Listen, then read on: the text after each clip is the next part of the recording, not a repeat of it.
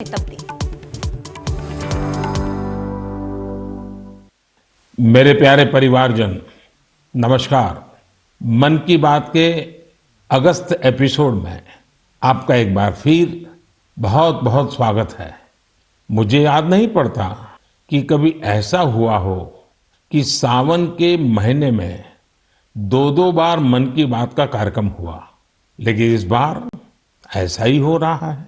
सावन यानी महाशिव का महीना, उत्सव और उल्लास का महीना। चंद्रयान की सफलता ने उत्सव के इस माहौल को कई गुना बढ़ा दिया है। चंद्रयान को चंद्रमा पर पहुंचे 3 दिन से ज्यादा का समय हो रहा है। ये सफलता इतनी बड़ी है कि इसकी जितनी चर्चा की जाए वो कम है। जब आज आपसे बात कर रहा हूं तो एक पुरानी मेरी कविता की कुछ पंक्तियां याद आ रही हैं। आसमान में सिर उठाकर, घने बादलों को चीरकर, रोशनी का संकल्प ले, अभी तो सूरज उगा है। दृढ़ निश्चय के साथ चलकर, हर मुश्किल को पार कर, घोर अंधेरे को मिटाने, अभी तो सूरज उगा है। आसमान में सर उठाकर, घने बादलों को चीरकर, अभी तो सूरज उगा है। मेरे परिवारजन, 23 अगस्त को भारत ने और भारत के चंद्रयान ने ये साबित कर दिया है कि संकल्प के कुछ सूरज चांद पर भी उगते हैं। मिशन चंद्रयान नए भारत के उस स्पिरिट का प्रतीक बन गया है जो हर हाल में जीतना चाहता है और हर हाल में जीतना जानता भी है। साथियों, इस मिशन का एक पक्ष ऐसा भी रहा जिसकी आज मैं आप सबके साथ विशेष तौर पर चर्चा करना चाहता हूं। आपको याद होगा, इस बार मैंने लाल किले से कहा है कि हमें विमेन लेड डेवलपमेंट को राष्ट्रीय चरित्र के रूप में सशक्त करना है। जहां महिला शक्ति का सामर्थ्य जुड़ जाता है, वहां असंभव को भी संभव बनाया जा सकता है। भारत का मिशन चंद्रयान नारी शक्ति का भी जीवंत उदाहरण है। इस पूरे मिशन में अनेकों विमेन साइंटिस्ट और इंजीनियर्स सीधे तौर पर जुड़ी रही हैं। इन्होंने अलग अलग सिस्टम्स के प्रोजेक्ट डायरेक्टर, प्रोजेक्ट मैनेजर, ऐसी कई अहम जिम्मेदारियां संभाली हैं। भारत की बेटियां अब अनंत समझे जाने वाले अंतरिक्ष को भी चुनौती दे रही हैं। किसी देश की बेटियां जब इतनी आकांक्षी हो जाए तो उसे, उस देश को विकसित बनने से भला कौन रोक सकता है। साथियों, हमने इतनी ऊंची उड़ान इसलिए पूरी की है क्योंकि आज हमारे सपने भी बड़े हैं और हमारे प्रयास भी बड़े हैं। चंद्रयान 3 की सफलता में हमारे वैज्ञानिकों के साथ ही दूसरे सेक्टर्स की भी अहम भूमिका रही है।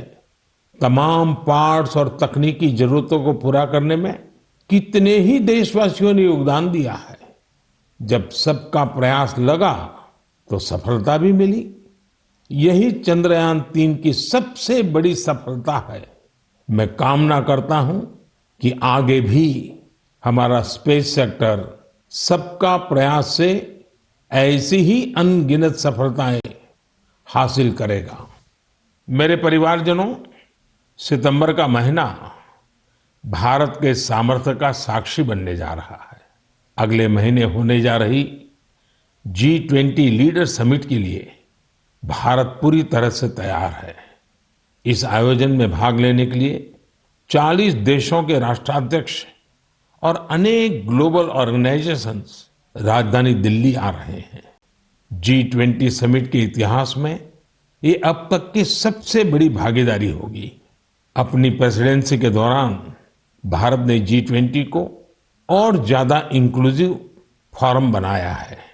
भारत के निमंत्रण पर ही अफ्रीकन यूनियन भी G20 से जुड़ी और अफ्रीका के लोगों की आवाज दुनिया के इस अहम प्लेटफॉर्म तक पहुंची। साथियों, पिछले साल बाली में भारत को G20 की अध्यक्षता मिलने के बाद से अब तक इतना कुछ हुआ है जो हमें गर्व से भर देता है। दिल्ली में बड़े बड़े कार्यक्रमों की परंपरा से हटकर हम इसे देश के अलग अलग शहरों में ले गए। देश के 60 शहरों में इससे जुड़ी करीब करीब 200 बैठकों का आयोजन किया गया। G20 डेलीगेट्स जहां भी गए वहां लोगों ने गर्मजोशी से उनका स्वागत किया। ये डेलीगेट्स हमारे देश की डाइवर्सिटी देखकर, हमारी वाइब्रेंट डेमोक्रेसी देखकर बहुत ही प्रभावित हुए। उन्हें ये भी एहसास हुआ कि भारत में कितनी सारी संभावनाएं हैं। साथियों, G20 की हमारी प्रेसिडेंसी पीपल्स प्रेसिडेंसी है, जिसमें जन भागीदारी की भावना सबसे आगे है। G20 के जो 11 एंगेजमेंट ग्रुप्स थे, उनमें एकेडेमिया, सिविल सोसाइटी, युवा, महिलाएं, हमारे सांसद, एंटरप्रेन्योर्स और अर्बन एडमिनिस्ट्रेशन से जुड़े लोगों ने अहम भूमिका निभाई। इसे लेकर देश भर में जो आयोजन हो रहे हैं, उनसे किसी न किसी रूप से 1.5 करोड़ से अधिक लोग जुड़े हैं। जन भागीदारी की हमारी इस कोशिश में एक ही नहीं बल्कि दो विश्व रिकॉर्ड भी बन गए हैं। वाराणसी में हुई G20 क्विज में 800 स्कूलों के 1.25 लाख स्टूडेंट्स की भागीदारी एक नया विश्व रिकॉर्ड बन गया। वहीं लंबानी कारीगरों ने भी कमाल कर दिया।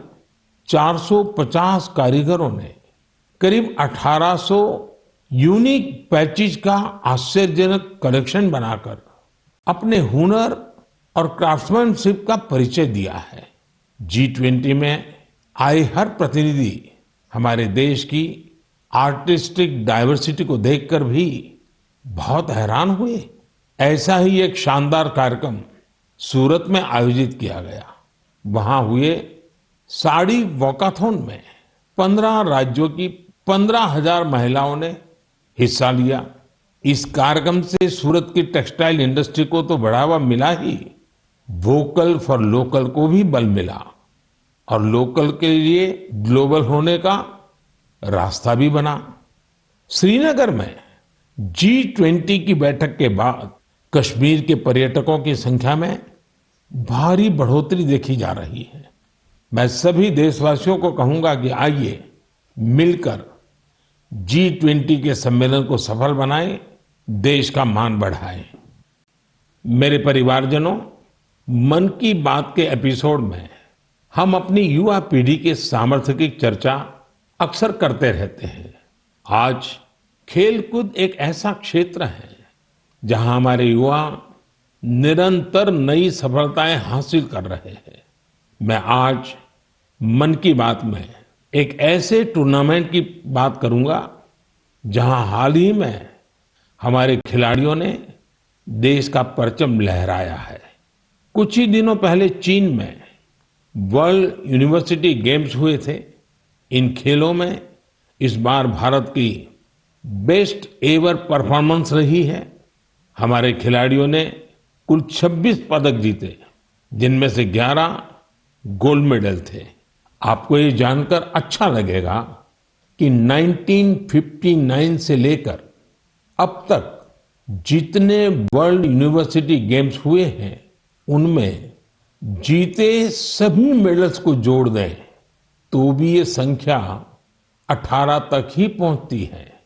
इतने दशकों में सिर्फ 18, जबकि इस बार हमारे खिलाड़ियों ने 26 मेडल जीत लिए। इसलिए वर्ल्ड यूनिवर्सिटी गेम्स में मेडल जीतने वाले कुछ युवा खिलाड़ी, विद्यार्थी इस समय फोन लाइन पर मेरे साथ जुड़े हुए हैं। मैं सबसे पहले इनके बारे में आपको बता दूं। यूपी की रहने वाली प्रगति ने आर्चरी में मेडल जीता है। असम के रहने वाले अम्लान ने एथलेटिक्स में मेडल जीता है। यूपी की रहने वाली प्रियंका ने रेस वॉक में मेडल जीता है। महाराष्ट्र के रहने वाली अभिदन्या ने शूटिंग में मेडल जीता है। मेरे प्यारे युवा खिलाड़ियों, नमस्कार। नमस्ते सर। मुझे आपसे बात करके बहुत अच्छा लग रहा है। मैं सबसे पहले भारत की यूनिवर्सिटीज में से सिलेक्ट की गई टीम, आप लोगों ने जो भारत का नाम रोशन किया है, इसलिए मैं आप सबको बधाई देता हूं। आपने वर्ल्ड यूनिवर्सिटी गेम्स में अपने प्रदर्शन से हर देशवासी का सिर गर्व से ऊंचा कर दिया है। तो सबसे पहले तो मैं आपको बहुत बहुत बधाई देता हूं। प्रगति, मैं इस बातचीत की शुरुआत आपसे कर रहा हूं। आप सबसे पहले मुझे बताइए कि 2 मेडल जीतने के बाद आप जब यहाँ से गई तब ये सोचा था क्या, और इतना बड़ा विजय प्राप्त किया तो महसूस क्या हो रहा है? तो बहुत प्राउड फील कर रही थी मैं। मुझे इतना अच्छा लग रहा था कि मैं अपने देश का झंडा इतना ऊंचा लहरा के आई हूँ कि एक बार तो ठीक है गोल्ड फाइट में पहुंचे थे, उसको लूज किया था तो रिग्रेट हो रहा था, पर दूसरी बार यही था दिमाग में कि अब कुछ हो जाए, ये इसको नीचे नहीं जाने देना है, इसको हर हाल में सबसे ऊंचा लहरा के ही आना है। जब हम फाइट को लास्ट में जीते थे तो वहीं पोडियम पे हम लोग ने बहुत अच्छे से सेलिब्रेट किया था। वो मोमेंट बहुत अच्छा था। इतना प्राउड फील हो रहा था कि मतलब हिसाब नहीं था उसका। प्रगति, आपको तो फिजिकली बहुत बड़े प्रॉब्लम आए थे, उसमें से आप उभर करके आई। ये अपने आप में देश के नौजवानों के लिए बड़ा इंस्पायरिंग है। क्या हुआ था आपको? सर 5 मई 2020 में मुझे सर ब्रेन हैमरेज हुआ था। मैं वेंटिलेटर पे थी। कुछ कंफर्मेशन नहीं थी कि मैं बचूंगी कि नहीं, और बची तो कैसे बचूंगी, बट इतना था कि हाँ मुझे अंदर से हिम्मत थी कि मैंने जाना है, वापस खड़े होना है, एरो चलाने हैं। मेरे को मेरी जिंदगी बचाई है जो सबसे बड़ा हाथ भगवान का, उसके बाद डॉक्टर का, फिर आर्चरी का। हमारे साथ अम्लान भी है। अम्लान, जरा बताइए, आपकी एथलेटिक के प्रति इतनी ज्यादा रुचि कैसे डेवलप की? जी नमस्कार सर। नमस्कार, नमस्कार। सर एथलेटिक्स के प्रति तो पहले उतनी रुचि नहीं थी, पहले हम फुटबॉल में थे ज़्यादा। बट जैसे जैसे मेरे भाई का एक दोस्त है तो उन्होंने मेरे को बोला कि अम्लान तुम्हें एथलेटिक्स में कंपटीशन में जाना चाहिए। तो मैंने सोचा चलो ठीक है। तो पहला जब मैंने स्टेट मीट खेला तो मैं हार गया उसमें। तो हार मुझे अच्छी नहीं लगी, तो ऐसे करते करते मैं एथलेटिक्स में आ गया। फिर ऐसे ही धीरे धीरे अभी मजा आने लग रहा है, तो ऐसे ही मेरा रुचि बढ़ गया। अम्लान, जरा बताइए, ज्यादातर प्रैक्टिस कहाँ की? ज्यादातर मैंने हैदराबाद में प्रैक्टिस की है, साई रेड्डी सर के अंडर। फिर उसके बाद में भुवनेश्वर में शिफ्ट हो गया, तो उधर से मेरा प्रोफेशनली स्टार्ट हुआ सर। अच्छा, हमारे साथ प्रियंका भी है। प्रियंका, आप 20 किलोमीटर रेस वॉक टीम का हिस्सा थी। सारा देश आज आपको सुन रहा है और वे इस स्पोर्ट्स के बारे में जानना चाहते हैं। आप ये बताइए कि इसके लिए किस तरह की स्किल की जरूरत होती है और आपकी कैरियर कहाँ कहाँ से कहाँ पहुंची? मेरे जैसे इवेंट में मतलब काफी टफ है, क्योंकि हमारे 5 जज खड़े होते हैं। अगर हम भाग भी लिए तो भी वो हमें निकाल देंगे, या फिर थोड़ा रोड से अगर हम उठ जाते हैं, जंप आ जाती है तो भी वो हमें निकाल देते हैं, या फिर हमने नी बैंड किया तो भी हमें निकाल देते हैं। और मेरे को तो वार्निंग भी 2 आ गई थी। उसके बाद मैंने अपनी स्पीड पे इतना कंट्रोल किया कि कहीं ना कहीं मुझे टीम मेडल तो एटलीस्ट यहाँ से जीतना ही है, क्योंकि देश के लिए यहाँ पे आए हैं और हमें खाली हाथ यहाँ से नहीं जाना है। और पिताजी, भाई वगैरह सब ठीक है? हाँ जी सर, सब बढ़िया। मैं तो सबको बताती हूँ कि आप मतलब इतना मोटिवेट करते हैं हम लोग को। सच में सर बहुत अच्छा लग रहा है, क्योंकि वर्ल्ड यूनिवर्सिटी जैसे खेल्स को इंडिया में इतना पूछा भी नहीं जाता, लेकिन अब इतना सपोर्ट मिल रहा है ना इस गेम में भी। मतलब हम ट्वीट भी देख रहे हैं कि हर कोई ट्वीट कर रहा है कि हमने इतने मेडल जीते हैं, तो काफी अच्छा लग रहा है कि ओलंपिक्स की तरह इसको भी इतना बढ़ावा मिल रहा है। चलिए प्रियंका, मेरी तरफ से बधाई है, आपने बड़ा नाम रोशन किया है। आइए हम अभिदन्या से बात करते हैं। नमस्ते सर। बताइए अपने विषय में। सर मैं प्रॉपर कोल्हापुर महाराष्ट्र से हूँ। मैं शूटिंग में 25 मीटर स्पोर्ट्स पिस्टल और 10 मीटर एयर पिस्टल दोनों इवेंट करती हूँ। मेरे माता पिता दोनों एक हाई स्कूल टीचर है, तो मैंने 2015 में शूटिंग स्टार्ट किया। जब मैंने शूटिंग स्टार्ट किया तब उधर कोल्हापुर में उतनी फैसिलिटीज नहीं मिलती थी। बस से ट्रैवल करके पेट वडगांव से कोल्हापुर जाने के लिए 1.5 घंटा लगता है, तो वापस आने के लिए 1.5 घंटा और 4 घंटे की ट्रेनिंग। तो ऐसे 6-7 घंटे तो आने जाने में और ट्रेनिंग में जाते थे, तो मेरी स्कूल भी मिस होती थी।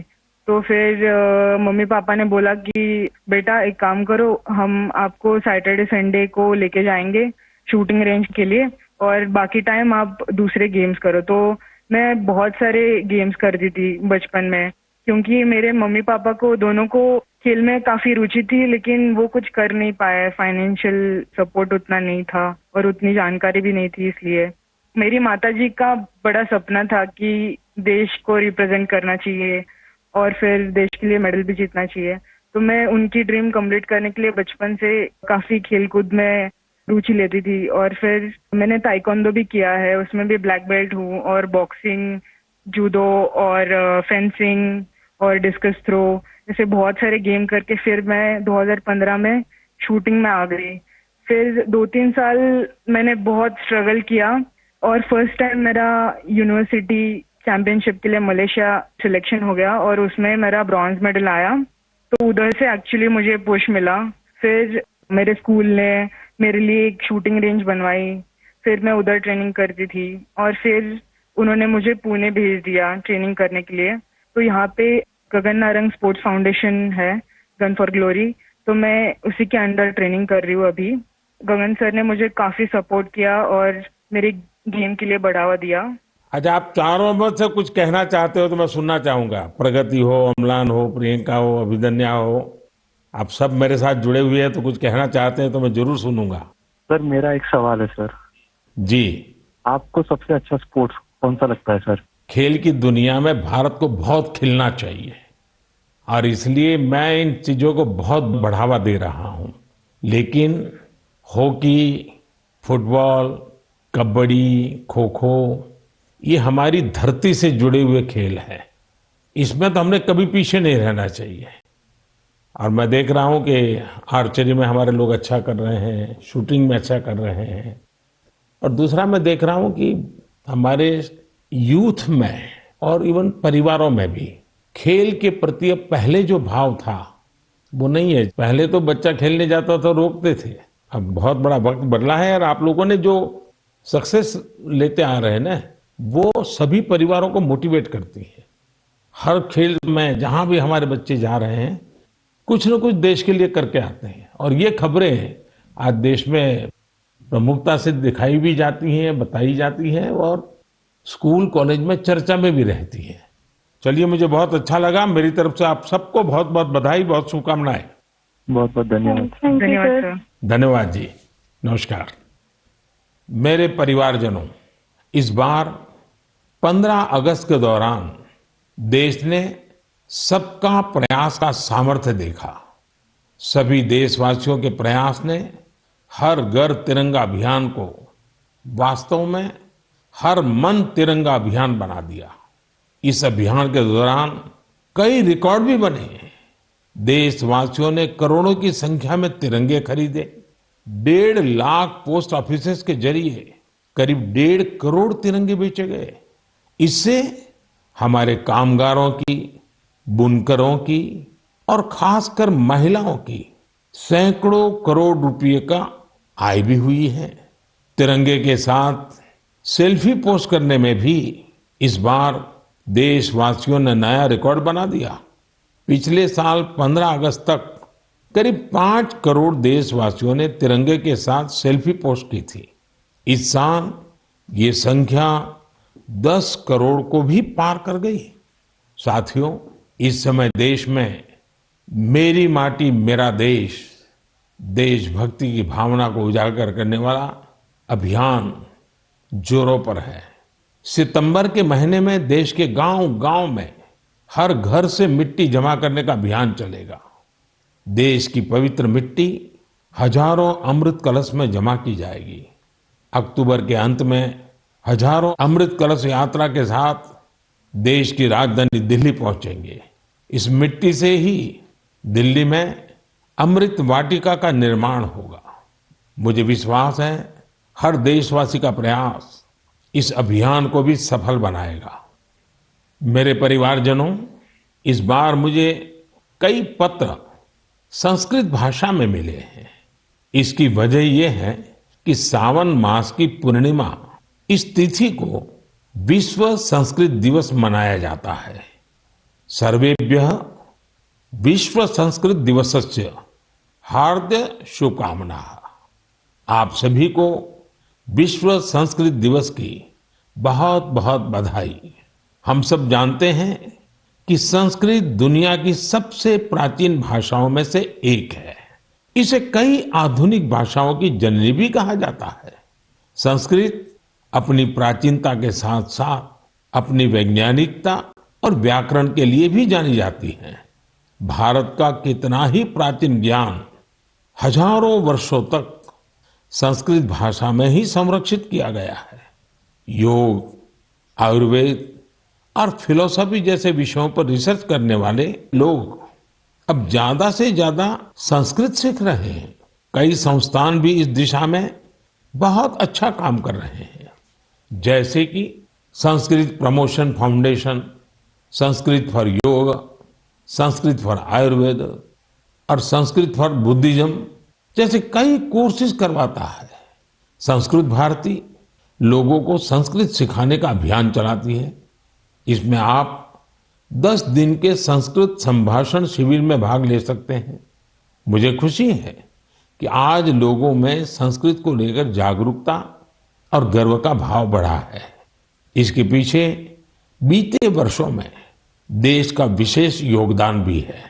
जैसे 3 संस्कृत डीम्ड यूनिवर्सिटीज को 2020 में सेंट्रल यूनिवर्सिटीज बनाया गया। अलग अलग शहरों में संस्कृत विश्वविद्यालयों के कई कॉलेज और संस्थान भी चल रहे हैं। आईआईटीज और आईआईएम्स जैसे संस्थानों में संस्कृत केंद्र काफी पॉपुलर हो रहे हैं। साथियों, अक्सर आपने एक बात जरूर अनुभव की होगी, जड़ों से जुड़ने की, हमारी संस्कृति से जुड़ने की, हमारी परंपरा का बहुत बड़ा सशक्त माध्यम होती है हमारी मातृभाषा। जब हम अपनी मातृभाषा से जुड़ते हैं तो हम सहज रूप से अपनी संस्कृति से जुड़ जाते हैं, अपने संस्कारों से जुड़ जाते हैं, अपनी परंपरा से जुड़ जाते हैं, अपने चीर पुरातन भव्य वैभव से जुड़ जाते हैं। ऐसे ही भारत की एक और मातृभाषा है, गौरवशाली तेलुगु भाषा। 29 अगस्त तेलुगु दिवस मनाया जाएगा। अंदरिकी तेलुगु भाषा दिनोत्सव शुभाकांक्षलु। आप सभी को तेलुगु दिवस की बहुत बहुत बधाई। तेलुगु भाषा के साहित्य और विरासत में भारतीय संस्कृति के कई अनमोल रत्न छिपे हैं। तेलुगु की इस विरासत का लाभ पूरे देश को मिले, इसके लिए कई प्रयास भी किए जा रहे हैं। मेरे परिवारजनों, मन की बात के कई एपिसोड्स में हमने टूरिज्म पर बात की है। चीजों या स्थानों को साक्षात खुद देखना, समझना और कुछ पल उनको जीना एक अलग ही अनुभव देता है। कोई समंदर का कितना ही वर्णन कर दे, लेकिन हम समंदर को देखे बिना उसकी विशालता महसूस नहीं कर सकते। कोई हिमालय का कितना ही बखान कर दे, लेकिन हम हिमालय को देखे बिना उसकी सुंदरता का आकलन नहीं कर सकते। इसलिए ही मैं अक्सर आप सभी से ये आग्रह करता हूं कि जब मौका मिले हमें अपने देश की ब्यूटी, अपने देश की डाइवर्सिटी, उसे जरूर देखने जाना चाहिए। अक्सर हम एक और बात भी देखते हैं, हम भले ही दुनिया का कोना कोना छान ले, लेकिन अपने ही शहर या राज्य की कई बेहतरीन जगहों और चीजों से अनजान होते हैं। कई बार ऐसा होता है कि लोग अपने शहर के ही ऐतिहासिक स्थलों के बारे में ज्यादा नहीं जानते। ऐसा ही कुछ धनपाल जी के साथ हुआ। धनपाल जी बेंगलुरु के ट्रांसपोर्ट ऑफिस में ड्राइवर का काम करते थे। करीब 17 साल पहले उन्हें साइट सीइंग विंग में जिम्मेदारी मिली थी। इसे अब लोग बेंगलुरु दर्शिनी के नाम से जानते हैं। धनपाल जी पर्यटकों को शहर के अलग अलग पर्यटन स्थलों पर ले जाया करते थे। ऐसी ही एक ट्रिप पर किसी टूरिस्ट ने उनसे पूछ लिया, बेंगलुरु में टैंक को सेंकी टैंक क्यों कहा जाता है? उन्हें बहुत ही खराब लगा कि उन्हें इसका जवाब पता नहीं था। ऐसे में उन्होंने खुद की जानकारी बढ़ाने पर फोकस किया। अपनी विरासत को जानने के इस जुनून में उन्हें अनेक पत्थर और शिलालेख मिले। इस काम में धनपाल जी का मन ऐसा रमा कि उन्होंने एपिग्राफी यानी शिलालेखों से जुड़े विषय में डिप्लोमा भी कर लिया। हालांकि अब वे रिटायर हो चुके हैं, लेकिन बेंगलुरु के इतिहास खंगालने का उनका शौक अब भी बरकरार है। साथियों, मुझे ब्रायन डी खारप्रन के बारे में बताते हुए बेहद खुशी हो रही है। ये मेघालय के रहने वाले हैं और उनकी स्पेलियोलॉजी में गजब की दिलचस्पी है। सरल भाषा में कहा जाए तो इसका मतलब है गुफाओं का अध्ययन। वर्षों पहले उनमें यह इंटरेस्ट तब जगा जब उन्होंने कई स्टोरी बुक्स पढ़ी। 1964 में उन्होंने एक स्कूली छात्र के रूप में अपना पहला एक्सप्लोरेशन किया। 1990 में उन्होंने अपने दोस्त के साथ मिलकर एक एसोसिएशन की स्थापना की और इसके जरिए मेघालय की अनजान गुफाओं के बारे में पता लगाना शुरू किया। देखते ही देखते उन्होंने अपनी टीम के साथ मेघालय की 1700 से ज्यादा गुफाओं की खोज कर डाली और राज्य को वर्ल्ड केव मैप पर ला दिया। भारत की सबसे लंबी और गहरी गुफाओं में से कुछ मेघालय में मौजूद है। ब्रायन जी और उनकी टीम ने केव फौना यानी गुफा के उन जीव जंतुओं को भी डॉक्यूमेंट किया है जो दुनिया में और कहीं नहीं पाए जाते हैं। मैं इस पूरी टीम के प्रयासों की सराहना करता हूं। साथ ही मेरा ये आग्रह भी है कि आप मेघालय की गुफाओं में घूमने का प्लान जरूर बनाएं। मेरे परिवारजनों, आप सभी जानते हैं कि डेयरी सेक्टर हमारे देश के सबसे इम्पोर्टेंट सेक्टर में से एक है। हमारी माताओं और बहनों के जीवन में बड़ा परिवर्तन लाने में तो इसकी बहुत अहम भूमिका रही है। कुछ ही दिनों पहले मुझे गुजरात की बनास डेयरी के एक इंटरेस्टिंग इनिशिएटिव के बारे में जानकारी मिली। बनास डेयरी एशिया की सबसे बड़ी डेयरी मानी जाती है। यहाँ हर रोज औसतन 75 लाख लीटर दूध प्रोसेस किया जाता है। इसके बाद इसे दूसरे राज्यों में भी भेजा जाता है। दूसरे राज्यों में यहाँ के दूध की समय पर डिलीवरी हो, इसके लिए अभी तक टैंकर या फिर मिल्क ट्रेनों का सहारा लिया जाता था, लेकिन इसमें भी चुनौतियां कम नहीं थी। एक तो यह कि लोडिंग और अनलोडिंग में समय बहुत लगता था और कई बार इसमें दूध भी खराब हो जाता था। इस समस्या को दूर करने के लिए भारतीय रेलवे ने एक नया प्रयोग किया। रेलवे ने पालनपुर से न्यू रेवाड़ी तक ट्रक ऑन ट्रैक की सुविधा शुरू की। इसमें दूध के ट्रकों को सीधे ट्रेन पर चढ़ा दिया जाता है, यानी ट्रांसपोर्टेशन की बहुत बड़ी दिक्कत इससे दूर हुई है। ट्रक ऑन ट्रैक सुविधा के नतीजे बहुत संतोष देने वाले रहे हैं। पहले जिस दूध को पहुंचाने में 30 घंटे लग जाते थे, वो अब आधे से भी कम समय में पहुंच रहा है। इससे जहां ईंधन से होने वाला प्रदूषण रुका है, वहीं ईंधन का खर्च भी बच रहा है। इससे बहुत बड़ा लाभ ट्रकों के ड्राइवरों को भी हुआ है, उनका जीवन आसान बना है। साथियों, कलेक्टिव एफर्ट से आज हमारी डेयरी भी आधुनिक सोच के साथ आगे बढ़ रही है। बनास डेयरी ने पर्यावरण संरक्षण की दिशा में भी किस तरह से कदम आगे बढ़ाया है, इसका पता सीडबॉल वृक्षारोपण अभियान से चलता है।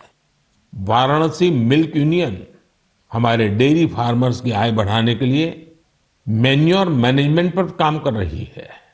केरला की मलाबार मिल्क यूनियन डेयरी का प्रयास भी बेहद अनूठा है। ये पशुओं की बीमारियों के इलाज के लिए आयुर्वेदिक मेडिसिन विकसित करने में जुटी है। साथियों, आज ऐसे बहुत से लोग हैं जो डेयरी को अपनाकर इसे डाइवर्सिफाई कर रहे हैं। राजस्थान के कोटा में डेयरी फार्म चला रहे अमनप्रीत सिंह के बारे में भी आपको जरूर जानना चाहिए। उन्होंने डेयरी के साथ बायोगैस पर भी फोकस किया और 2 बायोगैस प्लांट लगाए। इससे बिजली पर होने वाला उनका खर्च करीब 70% कम हुआ है। इनका ये प्रयास देश भर के डेयरी फार्मर्स को प्रेरित करने वाला है। आज कई बड़ी डेयरीज बायोगैस पर फोकस कर रही है। इस प्रकार के कम्युनिटी ड्रिवन वैल्यू एडिशन बहुत उत्साहित करने वाले हैं। मुझे विश्वास है कि देश भर में इस तरह के ट्रेंड्स निरंतर जारी रहेंगे। मेरे परिवारजनों, मन की बात में आज बस इतना ही। अब त्योहारों का मौसम भी आ ही गया है। आप सभी को रक्षाबंधन की भी अग्रिम शुभकामनाएं। पर्व उल्लास के समय हमें वोकल फॉर लोकल के मंत्र को भी याद रखना है। आत्मनिर्भर भारत ये अभियान हर देशवासी का अपना अभियान है और जब त्योहार का माहौल है तो हम अपने आस्था के स्थलों और उसके आसपास के क्षेत्र को स्वच्छ तो रखना ही है, लेकिन हमेशा के लिए। अगली बार आपसे फिर मन की बात होगी, कुछ नए विषयों के साथ मिलेंगे। हम देशवासियों के कुछ नए प्रयासों की, उनकी सफलता की जी भर करके चर्चा करेंगे। तब तक के लिए मुझे विदा दीजिए। बहुत बहुत धन्यवाद। नमस्कार। तो प्रधानमंत्री नरेंद्र मोदी के मन की बात को आपने सुना। मिशन चंद्रयान की सफलता पर बधाई दी। इसी के साथ ही G20 समिट, नारी शक्ति, किसान, खेल, लगभग हर सेक्टर के मुद्दे पर प्रधानमंत्री नरेंद्र मोदी ने अपनी बात रखी।